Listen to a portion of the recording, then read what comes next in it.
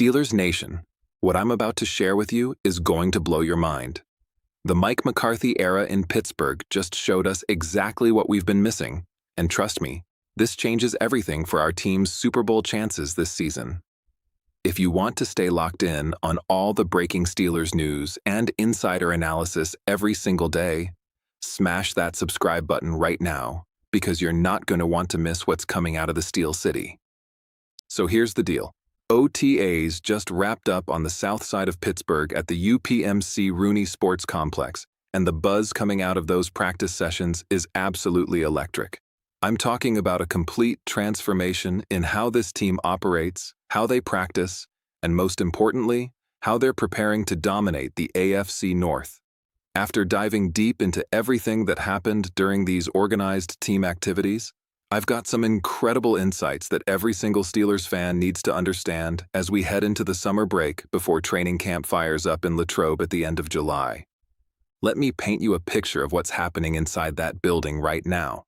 When Mike McCarthy took over as head coach, a lot of people wondered what kind of culture shift we'd actually see. Would it be business as usual? Would it just be the same old Steelers with a different name at the top? The answer is a resounding no. And we're getting confirmation from the most credible source possible.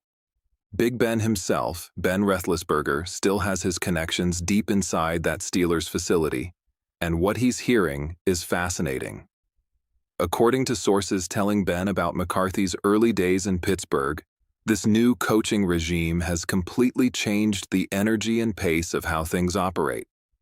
We're talking about a staff that has guys moving, grooving, and running from the moment practice starts until it ends. There's no sitting around. There's no casual walkthroughs. There's no downtime. The intensity level has been described as eye-opening.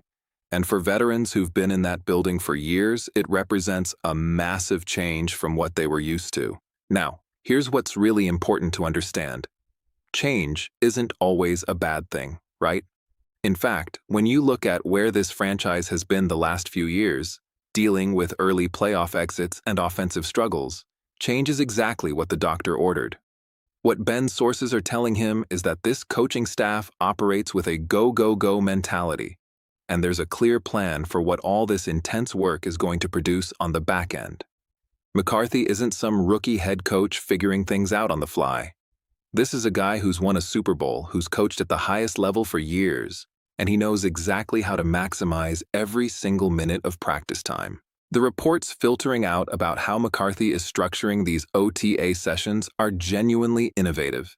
He's finding creative ways to get maximum work done while still operating within the constraints of the collective bargaining agreement. That's the mark of a coaching staff that's detailed, prepared, and, frankly, just more dialed in from a football operations standpoint than what we've seen in recent years.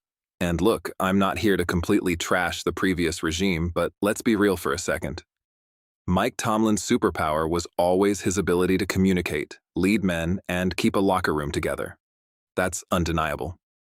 But if we're being honest with ourselves, the football side of things, the actual X's and O's, the scheme innovation, that stuff had gotten stale in Pittsburgh. We all saw it. We watched the same predictable offensive plays, the same struggles in big moments, the same inability to adjust when things weren't working. Mike McCarthy brings a completely different dimension. He might not be the most charismatic leader in the world, but what he brings is a genuine love for the game and a deep understanding of how to operate a professional football program at the highest level. That's exactly why he impressed the Steelers brass so much during the interview process, and it's exactly why they pulled the trigger on bringing him to Pittsburgh. Now, let's talk about something that might concern some fans at first glance, but I'm going to explain why it's actually totally normal and nothing to panic about. Right now, the defense is ahead of the offense in terms of execution and consistency. Arthur Moats, former Steelers player and someone who knows this organization inside and out, observed the practices and wasn't thrilled with the number of turnovers the offense was having. He wanted to see cleaner execution, fewer tipped passes turning into interceptions, fewer overthrows, better hands from the receivers. But here's the thing, and this is crucial for everyone to understand. The defense is almost always ahead of the offense at this stage of the offseason, especially when you're installing new systems on both sides of the ball. Why? Because defensive schemes, while they can be complex, are fundamentally more similar across the league than offensive systems. Every team basically runs variations of the same defensive concepts. It's just different terminology and getting everyone on the same page with assignments.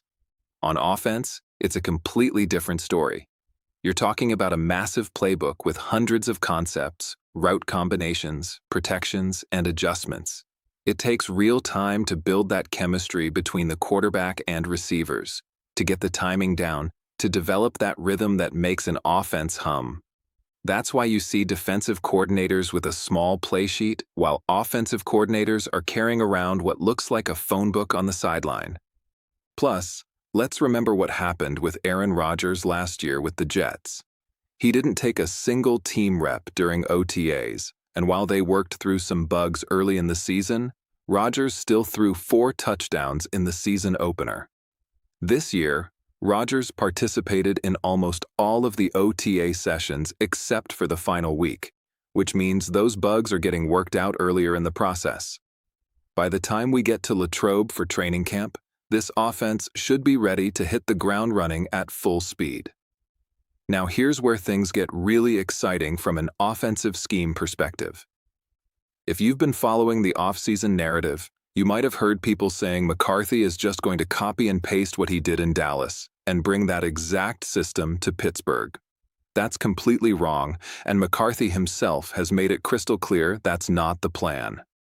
Yes, in Dallas, playing in a dome in a warm weather state, the Cowboys ran a lot of spread offense with 3 receiver sets. But Pittsburgh isn't Dallas. The AFC North isn't the NFC East.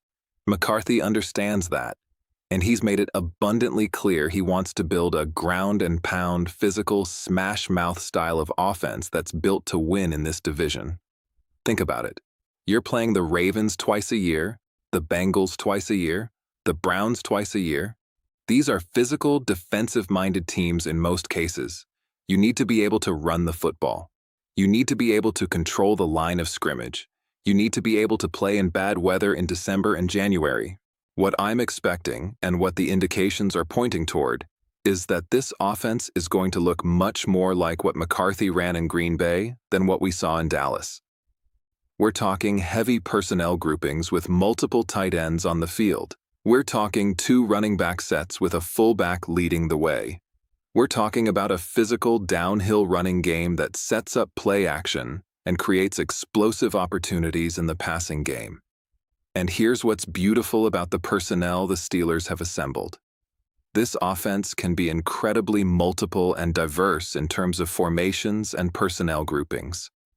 If you're facing a team that struggles against spread formations, you've got the receiver talent with guys like George Pickens to spread them out and attack. If you want to get heavy and physical, you can put Darnell Washington and Pat Freiermuth on the field at the same time and absolutely maul people in the running game. Let's talk about Darnell Washington for a second because I keep hearing people call him a backup tight end, and that's just fundamentally misunderstanding how this offense is going to use him. Darnell Washington is not a backup. He's a massive X factor for this offense. This dude is 6'7", 265 pounds, and he blocks like an offensive tackle. When he's on the field, defenses have to account for his ability to completely erase edge defenders in the running game. But he's not just a blocker. He's got soft hands, he can run routes out of the flat, and he's a monster after the catch. The combination of elite blocking with legitimate receiving ability makes him one of the most unique weapons in the entire NFL. Pair him with Pat Freiermuth, who has developed incredible chemistry with Rodgers and is one of the best receiving tight ends in the game, and you've got a 2 tight end set that can dominate on early downs and create matchup nightmares for opposing defenses. Then you add in Riley Nikowski at fullback, and things get even more interesting. If you remember what McCarthy did in Green Bay with John Kuhn, you know he loves using a fullback in creative ways. Nikowski has a legitimate chance to become one of the best fullbacks in football within a couple years. He's not just a lead blocker, though, he's excellent at that. He's also dangerous after the catch and can be a receiving threat out of the backfield. And let's not forget about the jumbo packages. Rodgers was a huge advocate for using those last season with the Steelers, bringing in Spencer Anderson as an extra offensive lineman to create a massive power running front. Rodgers felt like that gave the offense a real competitive advantage, and I'd be shocked if we don't see that wrinkle again this year. Shifting gears to the quarterback room, we've got a fascinating competition brewing for the backup spot behind Rodgers. Right now, based on everything coming out of OTAs, Will Howard is in the pole position to be the QB2 over Mason Rudolph. Howard has been getting significant reps, and apparently he's really impressed the coaching staff with his arm talent and football IQ. Mason, on the other hand, hasn't had his best showing during OTAs, and there are whispers he might be dealing with a minor injury. But here's the reality. Howard is younger, he's got theoretical starter upside, and if he's even close to Mason in terms of performance, he's going to win that job. Mason is pushing 30 years old, and at this point, we know what he is as a player.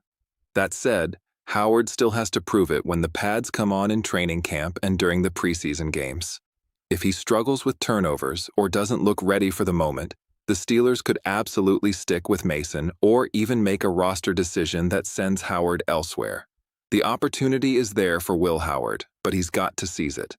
At wide receiver, Roman Wilson is currently holding on to that WR3 spot, but there's some legitimate concern about whether he can maintain it. Wilson has always looked good in helmets and shorts during OTAs. He's fast, he's quick, he's got route running ability. But when the pads come on, when physicality enters the equation, that's where Wilson has struggled throughout his career. The good news is that McCarthy is using him as a deep threat specialist from the slot, similar to how Kevontae Turpin was used in Dallas. That's a role that plays to Wilson's strengths, getting him in space and letting his speed take over. We saw him catch a 70-plus yard touchdown from Rodgers during OTAs, which shows the big play potential is there. But the real evaluation comes in Latrobe when things get physical.